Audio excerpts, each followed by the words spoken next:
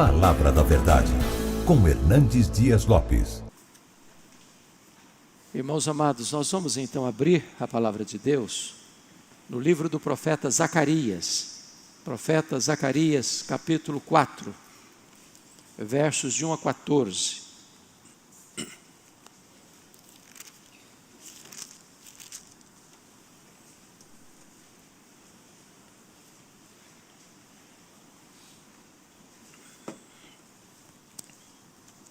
Profeta Zacarias, capítulo 4, versos de 1 a 14.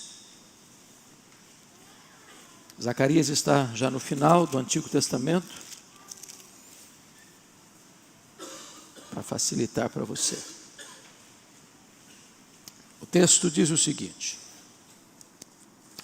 tornou o anjo que falava comigo e me despertou como um homem que é despertado do seu sono, e me perguntou: que vês?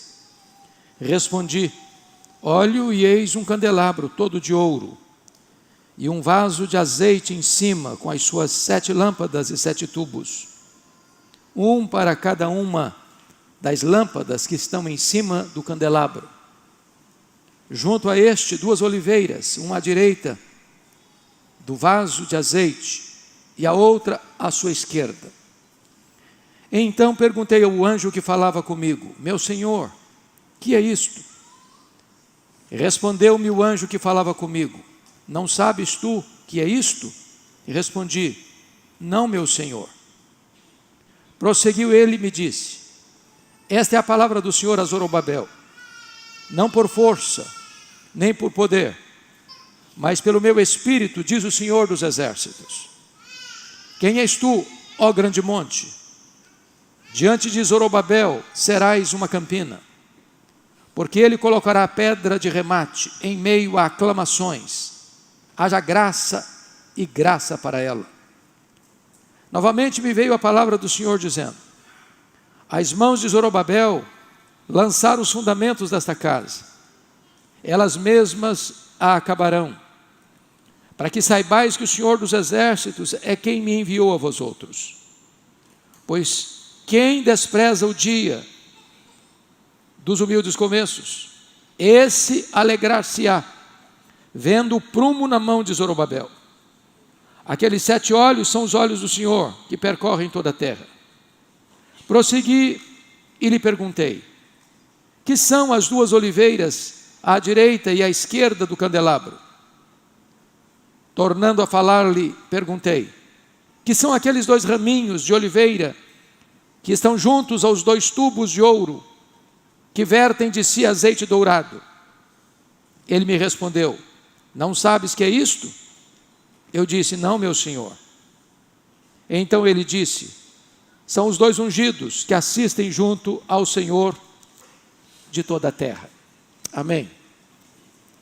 Meus amados, eu gostaria de conversar um pouco com vocês sobre o tema revestimento de poder para fazer a obra. Todos sabem que Zacarias é um profeta pós-cativeiro babilônico. O cativeiro babilônico durou 70 anos. A Babilônia levou os judaítas para uma amarga e dolorosa escravidão de 70 anos. Mas enquanto o povo está lá no cativeiro, a poderosíssima Babilônia caiu nas mãos de um outro império, o Império Medo-Persa. E Deus levantou o rei Ciro, da Pérsia, para decretar a volta dos judeus para o seu território. E essa volta ocorreu em 3 levas. A primeira leva sob a liderança de Zorobabel para a construção do templo. A segunda leva sob a liderança de Esdras, para ensinar a lei. E a terceira leva sobre a liderança de Neemias, mais tarde, no ano 444 a.C., para a reconstrução dos muros.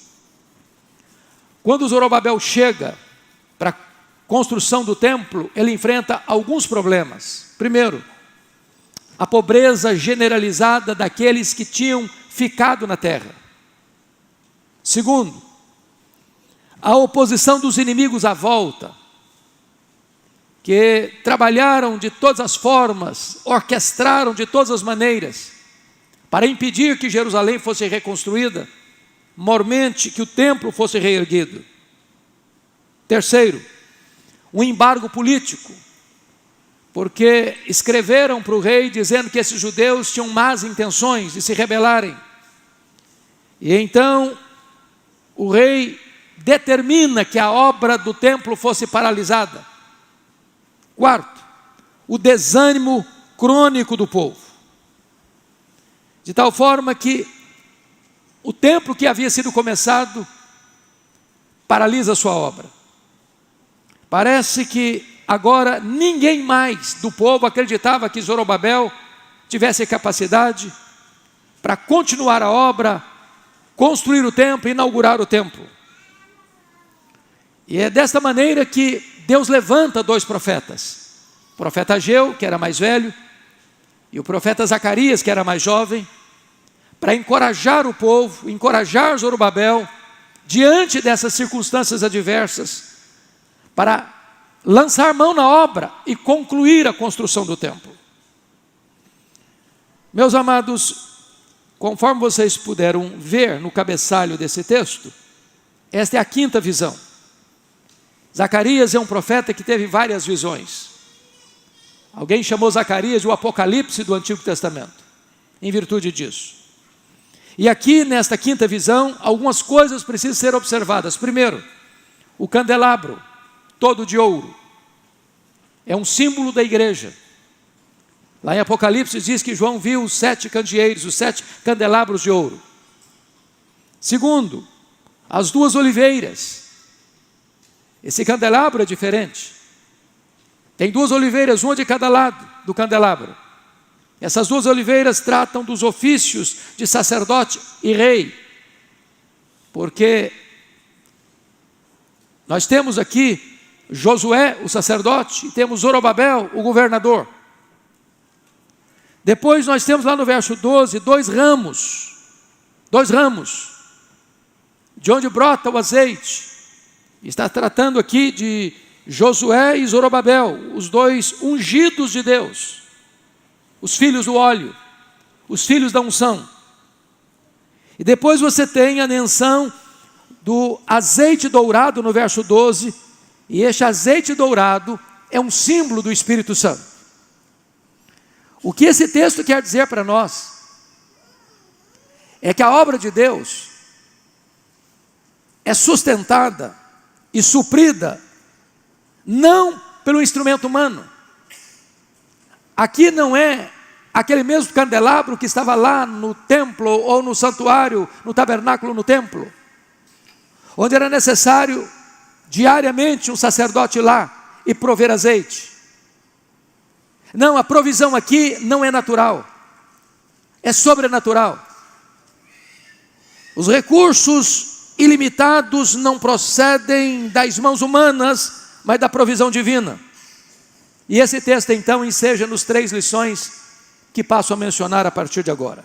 Em primeiro lugar, a igreja, o povo revestido com o Espírito Santo, para ser luz para as nações. Esta é a ideia primeira deste texto, dos versos 1 ao verso 6. Primeiramente, a igreja é um candelabro de ouro, cuja luz é o próprio Deus. Vejam vocês que o candelabro que ficava lá no tabernáculo e ficava também no templo, ele é um símbolo. Primeiro, é um símbolo de Cristo, porque o candelabro traz luz, e a Bíblia diz lá em João 8,12, Jesus afirmando: eu sou a luz do mundo. Mas o candelabro tem um segundo significado. Ele aponta também para a igreja. Mateus 5,14, Jesus Cristo disse: vós sois a luz do mundo. Então o candelabro aponta para Cristo, o candelabro aponta para a igreja. Agora, lá no candelabro havia um fato: o sacerdote precisava entrar diariamente e limpar o pavio, que é por onde passava o azeite, de onde brotava a chama, a luz.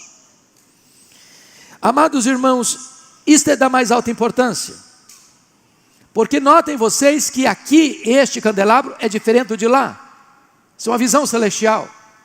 O candelabro possui uma bacia ou um tubo de azeite que vem do alto, que procedia das duas oliveiras, dos dois raminhos, de tal maneira que esse candelabro aqui não precisa de um sacerdote para ir lá e colocar azeite. Essa provisão era celestial. Essa provisão vinha da própria oliveira. Havia uma bacia, um tubo de azeite, jorrando direto em cada tubo dos 7 tubos desse candelabro. O que isso significa? Então vamos ver.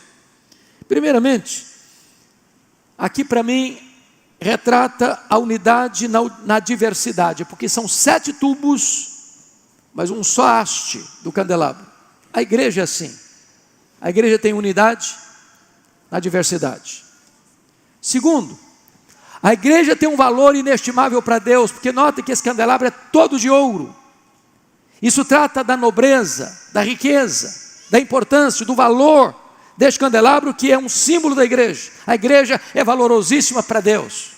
Terceiro, a igreja é abastecida pelos próprios recursos de Deus.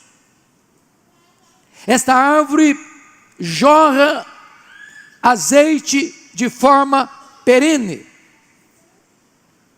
Não é necessário que haja uma intervenção humana, recurso humano, metodologia humana para trazer luz, porque das próprias oliveiras que fornecem o azeite direto nos tubos, não tem necessidade de concorrência humana. Mas é muito importante entender agora a figura, porque dentro da naturalidade, para que houvesse luz no candelabro, era necessário que houvesse uma espreitadeira de ouro, que é lá tirar o borrão do pavio, para que o azeite pudesse fluir sem qualquer impedimento. De certa forma, era uma espécie de fio de estopa. Eu acho que quem já viveu numa região rural e sabe o que é uma lamparina de querosene, pode entender um pouco melhor a figura aqui. Para que você tenha luz numa lamparina, você usa um pavio de estopa, e dentro da lamparina tem azeite. O que fornece o fogo, a luz, não é o fio de estopa. O fio de estopa é apenas o condutor do azeite. O que mantém o fogo aceso é o azeite. Se não tiver azeite, o fio de estopa queima, vira carvão, produz fumaça, polui o ambiente em vez de iluminá-lo. Então, quais são as lições espirituais que nós podemos tirar desse ponto? Primeiro, a luz que brilha em nós, através de nós, não procede de nós mesmos. Nós somos o pavio de estopa. Nós somos apenas um condutor. Se não estivermos cheios do azeite, se não estivermos cheios do Espírito Santo, não haverá luz na nossa vida, não haverá fogo na nossa vida, não haverá brilho na nossa vida. O que vai existir é fumaça, é carvão, sem qualquer utilidade. A luz não vem pelo pavio que queima, a luz vem pelo azeite que o satura. Segundo, a luz que brilha em nós, através de nós, procede do azeite. Entendamos isso, irmãos. Sem o Espírito Santo, não tem vida em nós. Sem o Espírito Santo, não tem santificação na nossa vida. Sem o Espírito Santo, não tem poder na nossa vida. Sem o Espírito Santo, não tem testemunho diante do mundo na nossa vida. O azeite é que produz a luz. Só refletimos a luz de Cristo quando estamos saturados do azeite, que é o Espírito Santo. Terceiro, a luz que brilha em nós, através de nós, mantém o fogo aceso. A figura do fogo é muito importante na Bíblia. Quando eu olho para as Escrituras, eu vejo que Deus se manifesta pelo fogo. Foi na coluna de fogo que Deus conduziu o povo durante a noite.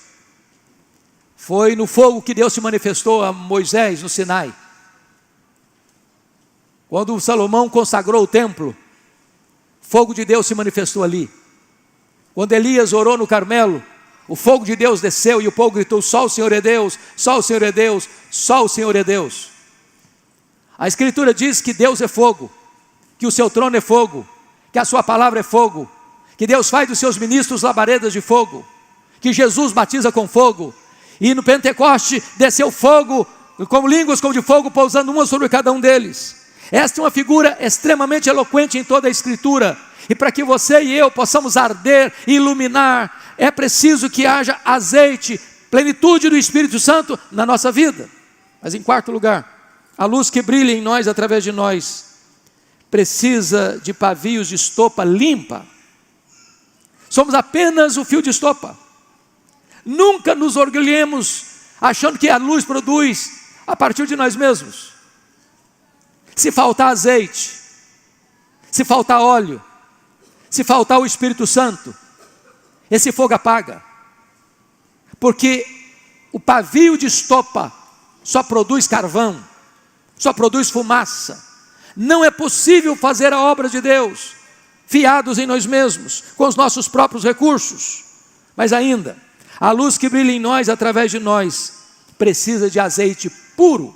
Quando você lê no livro de Levíticos, era necessário que tomasse o máximo cuidado, para que o azeite que fosse levado, para ser jogado lá dentro do candelabro, para produzir luz, fosse puro. Em outras palavras, meus irmãos, não podemos substituir a ação do Espírito Santo por simulacros humanos. Azeite adulterado produz fogo estranho. Precisamos da genuína obra do Espírito Santo. Mas, fechando esse primeiro ponto, a igreja então faz a obra de Deus na força do Espírito Santo. Olha comigo os versos 4 a 6. Então eu perguntei ao anjo que falava comigo: meu senhor, o que é isto? Respondeu-me o anjo que falava comigo: não sabes tu que é isto? Respondi: não, meu senhor. Você pode ler o verso 6 comigo, uma só voz, vamos juntos? Prosseguiu ele e me disse: esta é a palavra do Senhor a Zorobabel, não por força, nem por poder, mas pelo meu espírito, diz o Senhor dos exércitos. Qual o ponto aqui, irmãos? A obra do templo está parada, não tem recurso, o povo está desanimado, tem inimigos à volta, tem um embargo político de um rei medo-persa, cuja lei é maior que o rei, e já tinha dado o edito para a obra. Parecia impossível. Ninguém acreditava que aqueles judeus que vieram empobrecidos, desanimados, perseguidos, com tantos embargos e impossibilidades, pudessem avançar. Quando nós olhamos para a obra de Deus, para os desafios de Deus, os recursos pequenos, as dificuldades à volta, as oposições muitas do diabo e do mundo e das nossas próprias fraquezas, nós pensamos: meu Deus, será que vamos avançar? Será que vamos prosseguir? Será que vamos expandir? Será que vamos crescer? Será que vamos impactar a vitória? E a resposta de Deus para essa igreja é: não é por força, não é por poder, mas é pelo meu espírito, diz o Senhor dos exércitos. Deus pode fortalecer a igreja, Deus pode revestir a igreja com o seu poder, Deus pode infundir-nos graça e poder para a igreja avançar na força do Espírito Santo. Mas, amados irmãos, há uma segunda lição que agora eu passo a olhar com vocês o texto.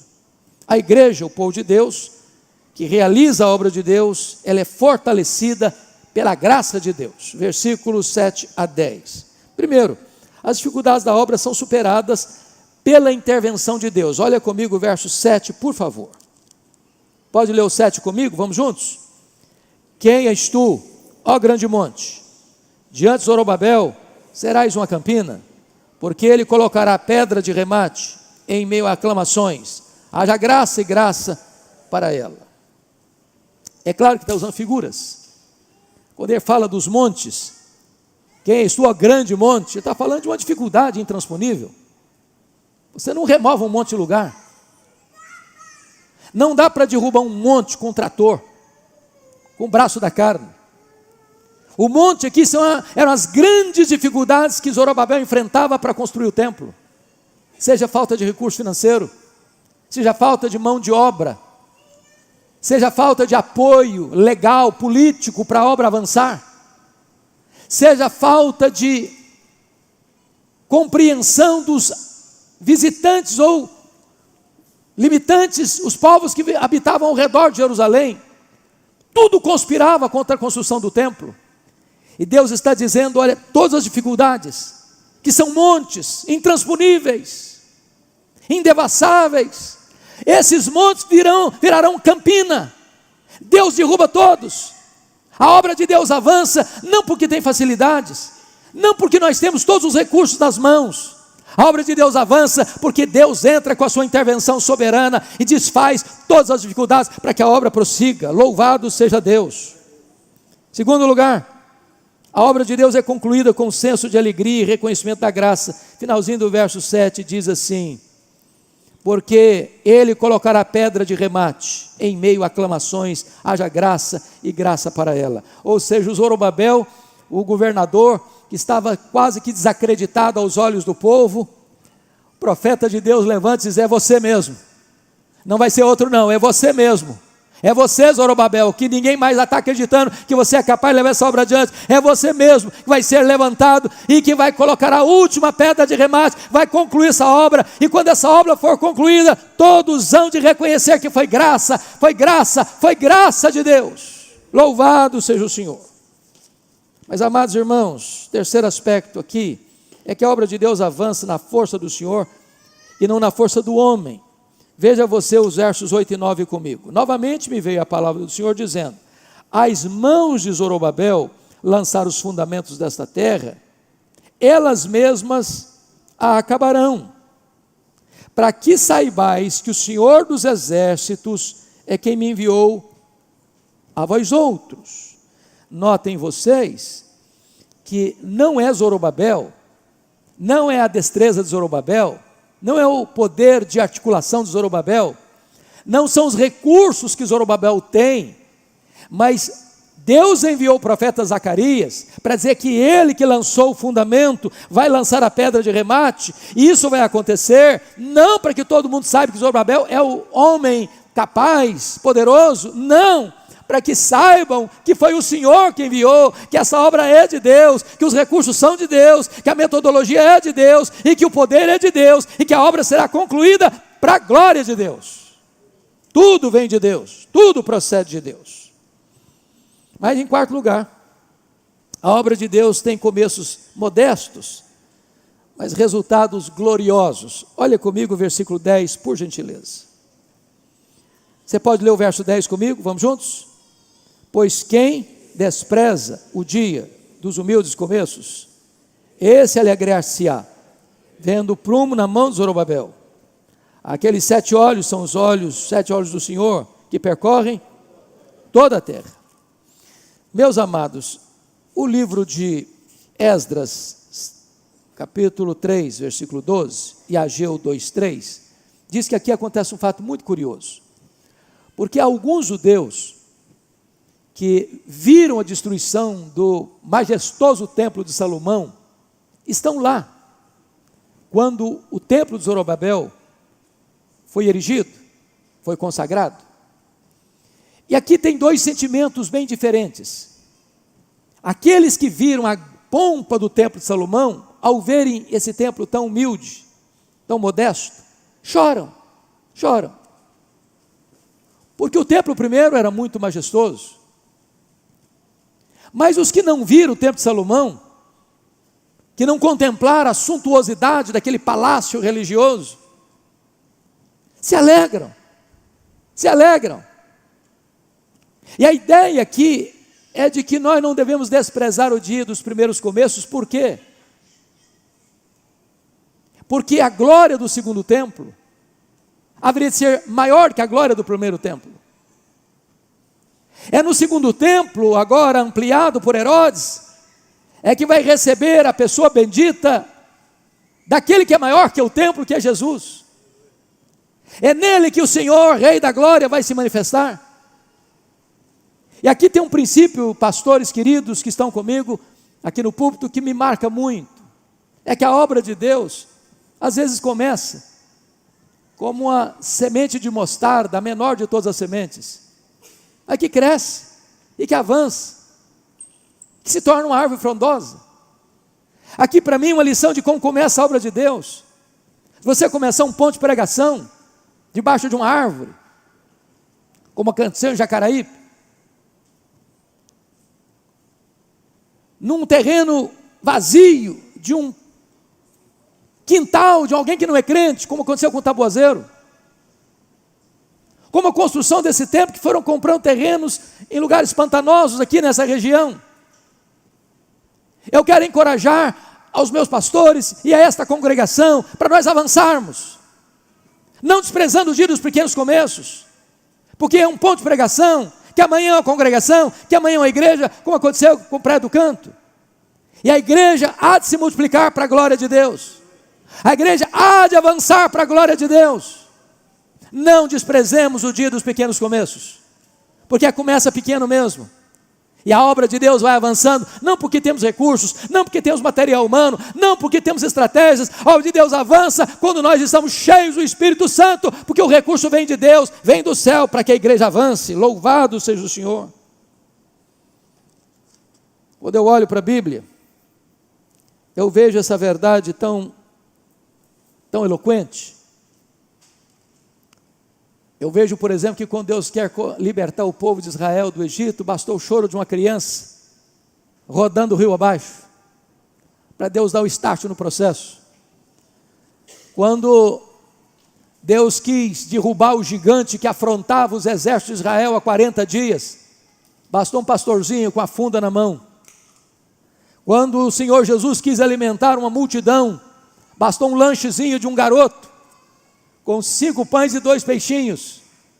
Quando Deus quer fazer a obra, irmãos, é preciso apenas alguém disponível, porque os recursos não vêm da terra, eles emanam do céu. Mas eu quero concluir com a terceira lição do texto. A igreja, o povo que tem uma liderança capacitada pelo Espírito Santo para fazer a obra de Deus.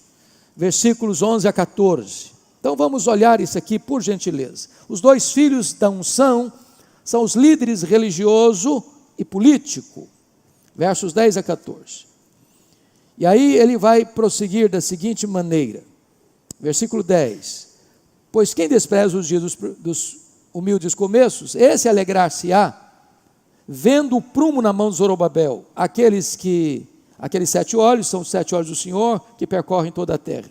Prossegui e lhe perguntei, que são as 2 oliveiras, à direita e à esquerda do candelabro? Notem vocês que é diferente a figura, não está dentro do santuário, precisando de um sacerdote lá, botar o azeite. Esse candelabro tem 2 árvores, vivas, em ampla e profunda produção, abastecendo. Versículo 12, tornando a falar, lhe perguntei, que são aqueles 2 raminhos de oliveira, que estão junto aos 2 tubos de ouro, que vertem de si azeite dourado? Ele me respondeu, não sabes que é isto? Eu disse, não, meu senhor. Então ele disse, são os 2 ungidos, que assistem junto ao Senhor de toda a terra. Vamos entender isso aqui, meus amados irmãos. Esses 2 ungidos, ele está falando de Zorobabel e de Josué. Um é o líder político, é o governador Zorobabel, é o responsável pela construção do templo. Outro é o sumo sacerdote Josué. Pois bem, aqui no texto a ideia é que eles são filhos do óleo, eles são filhos da unção. Eles recebem uma capacitação especial de Deus para uma obra especial. Eles representam para nós hoje o poder civil e o poder religioso. Em outras palavras, é Deus quem constitui líderes, tanto civilmente falando, quanto eclesiasticamente falando. A liderança procede de Deus. Todo aquele que exerce autoridade delegada por Deus. E o texto está nos informando que esses homens são filhos do óleo, são filhos da unção, são aqueles que representam esses 2 raminhos, que abastecem o candelabro de luz. A segunda coisa que vale a pena destacar é que a capacitação da liderança, ela vem do Espírito Santo. Ela vem do Espírito Santo. Vejam vocês que o candelabro é um símbolo da igreja. Tem azeite jorrando de um tubo em cada um dos 7 tubos do candelabro. Estas oliveiras, elas são árvores que estão produzindo constantemente, não cessam de produzir.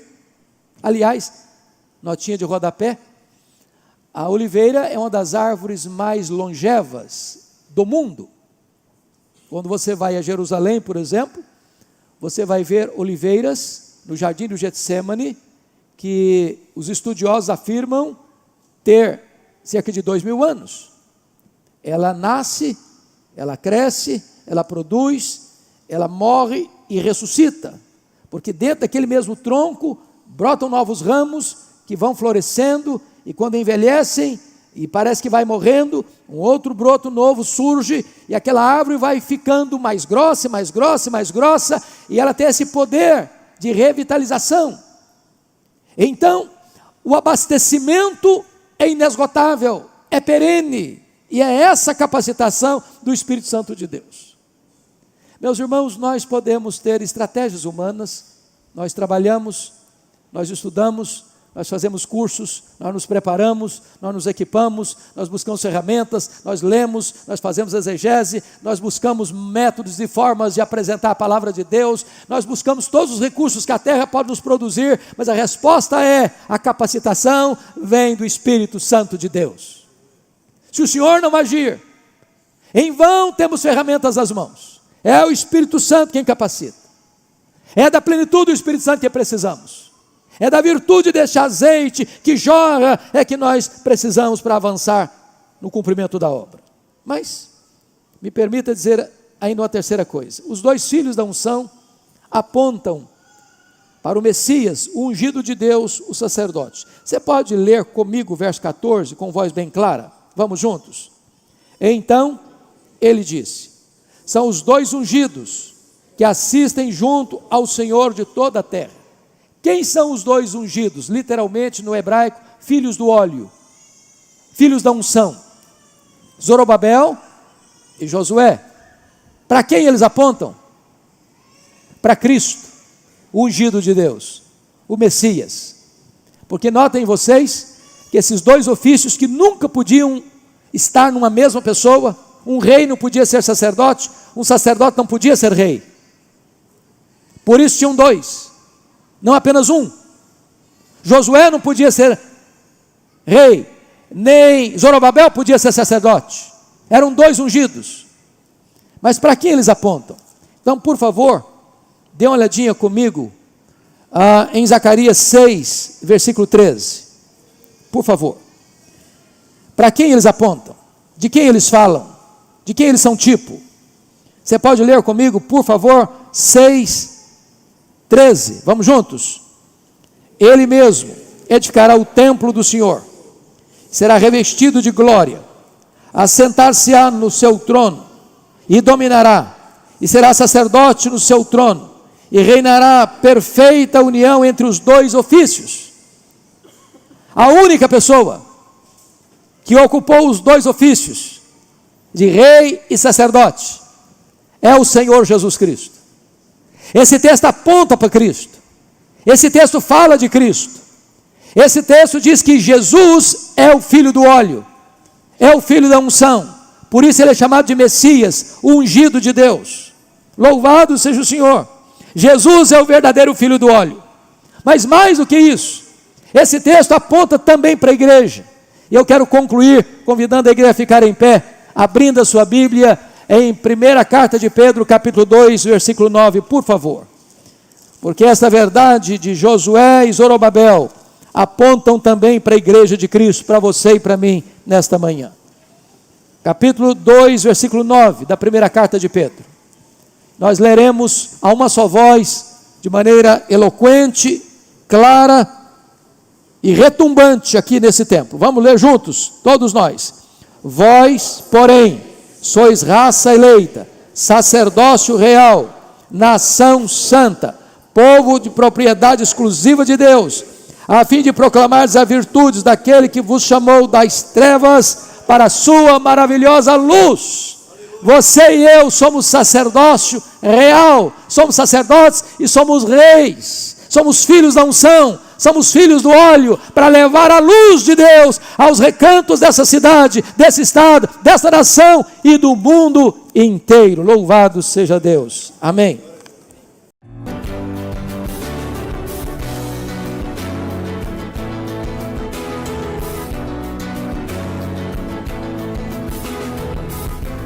Palavra da Verdade, com Hernandes Dias Lopes.